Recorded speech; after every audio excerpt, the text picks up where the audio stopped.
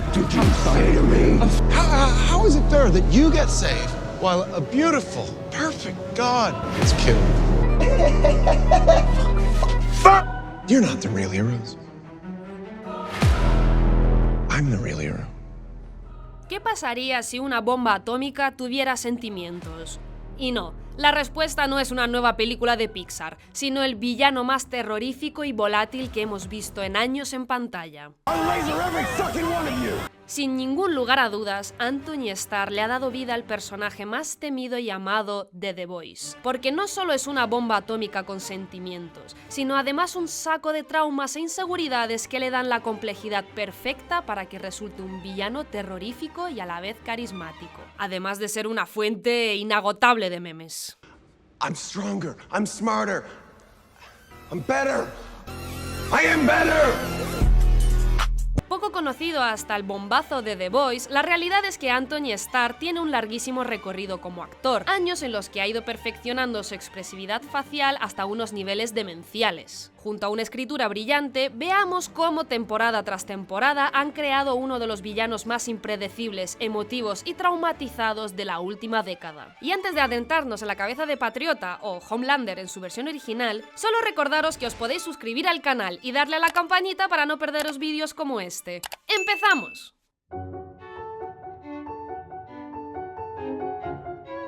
Cada vez que Homelander entra en escena es inevitable cagarse encima. Esto es así. Y esto ocurre porque es impredecible. Nunca sabes lo que va a pasar cuando lo tienes delante. Un gran reto a la hora de escribir villanos convincentes es que no se limiten a ser una simple fuerza antagonista del héroe principal. El escritor perezoso puede caer en hacerlo demasiado malvado, predecible y finalmente aburrido. Y debería ser todo lo contrario. Un villano con motivaciones humanas, comprensibles y muchas cosas que ocultar. Y para que funcione, sea convincente y sobre todo temible, podemos aprender de cómo Garth Ennis escribió a Homelander en los cómics de The Boys y cómo el equipo de Eric Kripke y el resto de guionistas de la serie adaptaron a este retorcido Superman para que fuese igual de inquietante en la pantalla. Porque sí, el cómic de The Boys no esconde en ningún momento que es una visión realista y satírica de grandes héroes de DC como Superman, Wonder Woman, Batman o Aquaman. Ya sabéis, entraba en el género de qué pasaría en el mundo real si existieran los superhéroes, iniciado por Alan Moore en Watchmen y explorada desde entonces por otros artistas del noveno arte como el propio Ennis o Mike Allred con Static X. Y de hecho, The Boys se empezó publicando en DC e iba a tener crossovers con la Liga de la Justicia. Pero a los ejecutivos de DC no les hacía gracia que un personaje paródico de Superman volara en pedacitos a personas inocentes o que una copia de Aquaman se follara un delfín. Así que les echaron del sello en el 6º número. The Boys afortunadamente se siguió publicando en el sello Dynamite. Y el concepto, si Superman existiera seguramente sería un sociópata, se pudo desarrollar. El personaje de Homelander explora qué es lo que le pasa a una persona cuando tiene un poder desmedido. Y además este es un concepto que ni siquiera empieza con Superman. Esa pregunta ya ha sido explorada por numerosos mitos del dios griego Zeus, del cual Patriota parece una pura reencarnación. Orgulloso, condescendiente, autoritario y violento, todos los demás dioses inmortales están al servicio de todos sus caprichos y antojos. I'm the Homelander. And I can do whatever the fuck I want. Justamente lo que le hace un gran villano es esta gran diferenciación de poder respecto al resto de personajes. Cuando el héroe y el villano tienen fuerzas equiparables, la pelea final está reñida y esperamos que el héroe gane. Sin embargo, cuando la fuerza es absurdamente mayor, la tensión no está en la pelea, sino en qué es lo que va a hacer el villano. Porque sea lo que sea que decida hacer, simplemente se va a cumplir.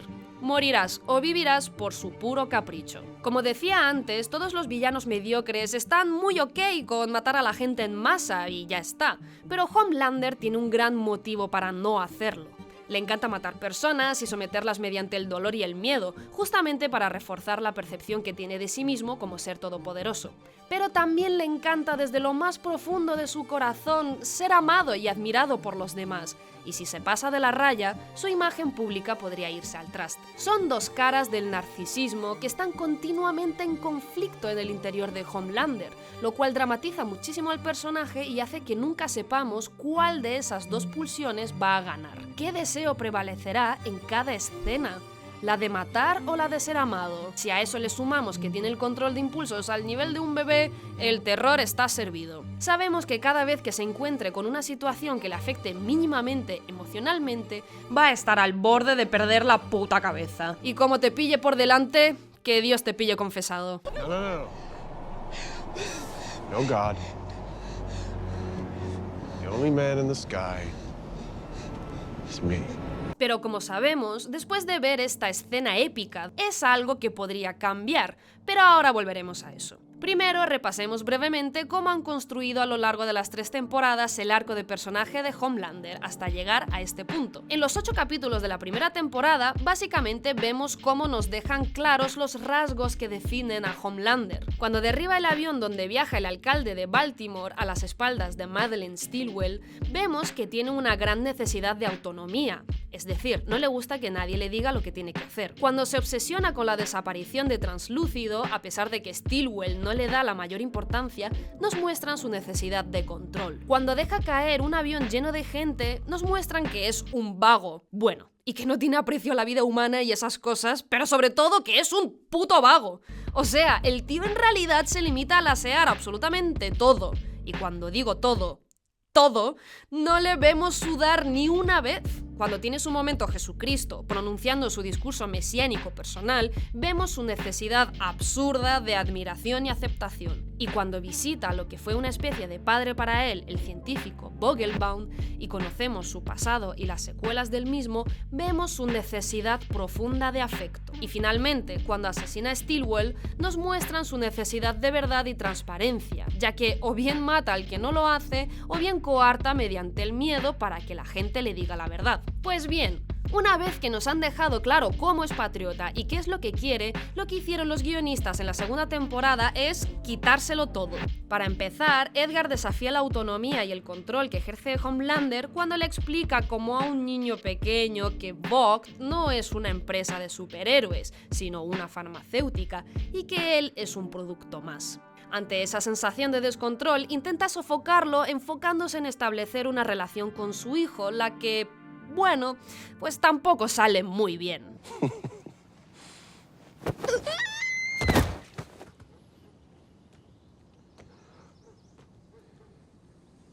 En general, la segunda temporada para Homelander trata sobre cómo lidia con un contexto donde pierde más y más el control en cada aspecto de su vida. Bueno, además de un poco esto. Yes! Let it fly high, baby! USA! USA! You know, guys, I'm not gonna lie. I think this guy has the same mindset that I do. And the Nazi flag. Whoa!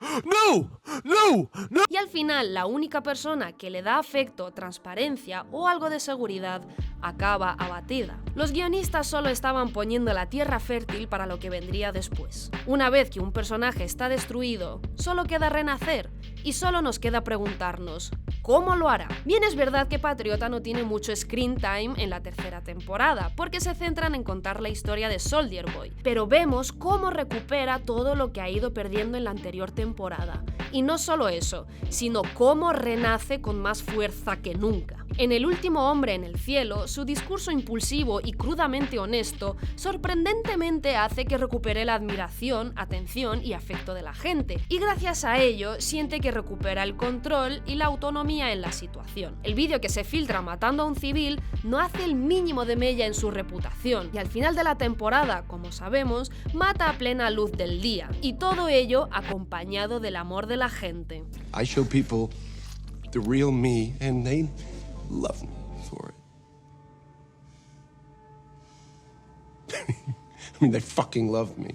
En las anteriores temporadas, como hemos dicho, tenía dos deseos incompatibles, pero ahora parece que se pueden dar las dos. Puede matar gente y ser amado a la vez. Where I could stand in the middle of Fifth Avenue and shoot somebody and I wouldn't lose any voters, okay? It's like incredible.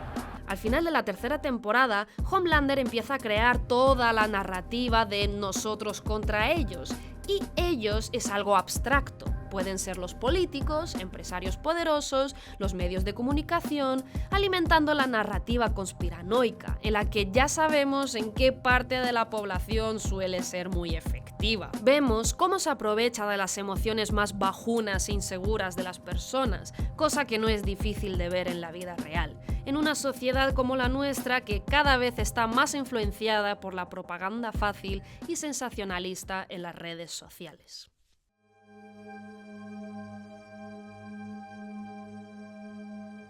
Todo en The Boys trata sobre el trauma, sobre dejarse llevar por el trauma, convivir con el trauma, superar el trauma y los diferentes tipos de trauma, como el duelo, la violencia sexual, el trauma generacional, entre otros. Cada uno de los personajes protagonistas tiene una relación única y personal con el trauma, y Homelander no iba a ser menos. Como sabemos, fue criado en un laboratorio frío y aséptico, privado de contacto físico y de amor. Su poder, que aún no ha aprendido a usar, y su falta de experiencia en el contacto humano hacen que sin querer mate a sus cuidadores, propiciando más aún su aislamiento social. A la edad a la que se genera el trauma es un dato relevante, porque será el momento psicológico al que se hace regresión constantemente después, y la obsesión de Homelander con la leche es una pista muy clara de cuándo se generó el trauma en su persona, durante la lactancia, la más tierna infancia, donde ni una madre ni un padre le acunó, convirtiéndose en la etapa emocional de la que es incapaz de salir. Emocionalmente es como un bebé, igual de caprichoso, egocéntrico y demandante para que el mundo cumpla sus necesidades. Como un bebé, interpreta a los demás de manera puramente utilitarista, como si su supervivencia dependiera de ello, y es a la vez incapaz de dar amor. Puede ser que sea la primera vez que tengamos algo comparable al Joker de Heath Ledger, pero en superhéroe en los últimos años. Partiendo de un estereotipo, los dos actores crean un personaje único a través de detalles interpretativos que dejan ver la psicología del personaje. Y aquí está la genialidad de Anthony Starr. Todo lo que hemos visto de Homelander debería hacernos despreciarlo, pero su interpretación, con un toque de comedia y encanto personal, consiguen encarnar a un psicópata irredimible, pero por el que es inevitable sentir empatía. Aquí debo añadir que en varias entrevistas, Starr ha contado cómo en el desarrollo de The Boys los creadores dieron mucha libertad a los actores a la hora de construir a los personajes, ya que no iban a ceñirse al 100% a los cómics originales. Y esto le vino como un anillo al dedo a Anthony, ya que tanto en Banshee como en American Gothic como en Outrageous Fortune fue recogiendo cada vez más y más experiencia en interpretar personajes profundamente atormentados. I don't know what it says about me that I seem to get cast a lot as people that are really screwed up. No, I mean, I prefer it, so... Cosa que pudo aplicar para Homelander, con unos resultados más que excelentes. Everyone goes, I can't get, how do you get that look in your eye? Like, what look? You know, the look when you gotta kill people and you look crazy and you look psycho. I'm like, oh yeah, that look. Yeah, what that, I have no fucking clue what they're talking about. So I think it's just me. Anthony es capaz de matarnos de miedo con su mirada y a la vez de hacernos simpatizar con el dolor de Homelander, porque en el fondo hay una parte de él que simplemente quiere ser querida. ¿Y quién no empatiza con eso? Internamente deseamos que se redima, pero ¿hay redención para Homelander o ya es demasiado tarde porque su sombra ha ganado demasiado terreno?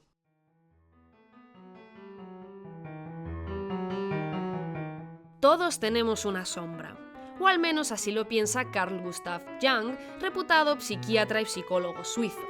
Según él, todos tenemos un lado oscuro que encarna actitudes y rasgos de nuestra personalidad que nuestro yo consciente no reconoce propios. Cuando rechazamos esos deseos internos y los enterramos en nuestro subconsciente, es cuando esa sombra adquiere una entidad propia y se apropia de nuestro ser, y crea una versión distorsionada de nuestra personalidad. Historias de personajes como las de Dr. Jekyll y Mr. Hyde o el mismísimo Gollum en El Señor de los Anillos nos hablan sobre esta naturaleza dual igual en el interior de cada uno de nosotros. Y no hay mejor escena para entender esto que Homelander hablando consigo mismo en el espejo en Herogasm. Por una parte, la sombra se genera durante la infancia, cuando sentimos miedo, inseguridad y somos incapaces de aceptar esas emociones como propias.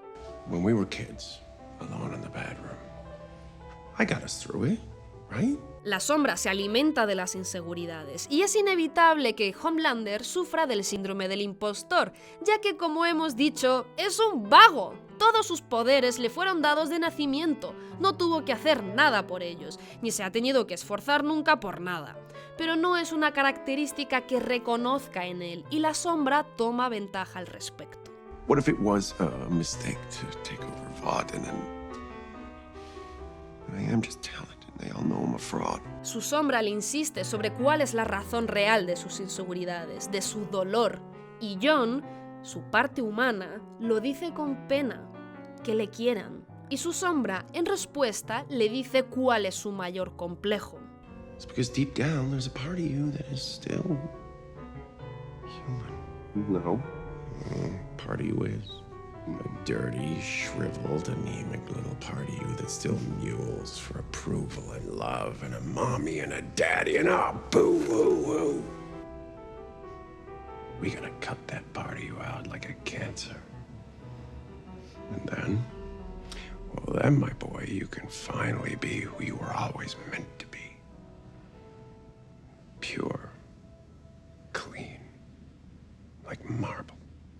Su búsqueda de afecto le hace humano, lo cual interiormente le genera rechazo, porque él lo que quiere es ser Dios. Personalmente no me canso de ver esta escena, y sobre todo la maestría con la que la interpreta Anthony Starr. En la serie Outrageous Fortune estuvo interpretando durante 6 temporadas a 2 gemelos llamados Jethro y Van West, lo que le ayudó a perfeccionar las conversaciones con uno mismo. Aprendió a memorizar el texto pronunciado antes para justo crear reacciones naturales y orgánicas al otro personaje, que son el mismo. Así que respondiendo a la pregunta sobre si Homelander es redimible, bueno, es una pregunta que se tiene que hacer cada uno, pero al menos lo que hemos visto hasta ahora, pues como que no encajaría al 100% con el tono de la serie. Pero quién sabe, yo al menos estoy deseando que salga ya la 4ª temporada para saberlo.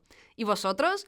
¿Creéis que hay esperanza para Homelander? ¿Tenéis ganas ya de la 4ª temporada? ¿Qué otros personajes aparte de Homelander tenéis ganas de ver cómo se desarrolla su historia? En fin, que os leemos en los comentarios. ¡Chao!